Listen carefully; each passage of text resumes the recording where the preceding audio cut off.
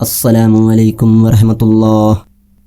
عربی گرامر، صرف و نحو کے علم کا ماہر ایک استاد دریا عبور کرنے کے لیے کشتی پر سوار ہوا۔ جب کشتی باد موافق کے سہارے مزے سے دریا پر تیرتی جا رہی تھی تو علم نحو کے بادشاہ نے ملاح سے باتیں کرنا شروع کر دی۔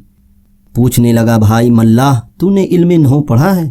ملاح کیا جانے بلا کہ نحو کیا ہوتا ہے؟ کشتی بان نے کہا، مولوی صاحب، نحو کیا چیز ہے؟ میں نے تو آج تک اس کا نام بھی نہیں سنا۔ نحوی استاد بولا، واہ رے میاں ملاح، تو نے تو یوں ہی آدھی عمر برباد کر دی۔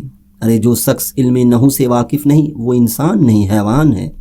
افسوس تو نے اپنی زندگی کشتی چلانے میں گنوا دی، نحو جیسا فن نہ سیکھا۔ کشتی چلانے والے کو بڑا غصہ آیا۔ بہرحال بیچارہ خاموش ہو گیا اور لاجواب ہو کر چپ رہا۔ جب کشتی عین دریا کے درمیان میں پہنچی تو قدرتی طور پر باد مخالف زور سے چلنے لگی۔ سب کو اپنی جان کے لالے پڑ گئے۔ کشتی تو بسلامت کنارے پر لگنا ناممکن نظر آنے لگا۔ ملاح نے کہا، بھائیو، کشتی بھنور میں پھنس چکی ہے، تیر کر پار ہونے کے لیے تیار ہو جاؤ۔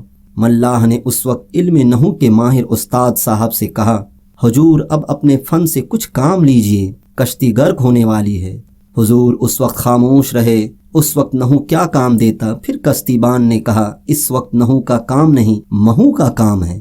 آپ کو کچھ تیرنا بھی آتا ہے؟ استاد صاحب نے جواب دیا، بالکل نہیں آتا۔ ملاح نے کہا، حضرت پھر تو آپ کی ساری عمر برباد ہو گئی۔ دریا کا پانی مردہ کو اپنے سر پر رکھتا ہے اور زندہ غرق ہو جاتا ہے۔ اپنے آپ کو مٹانے اور فنا کرنے سے اللہ تعالیٰ کا راستہ طے ہوتا ہے۔ تکبر والے محروم اور غرق آب ہو کر ہلاک ہو جاتے ہیں۔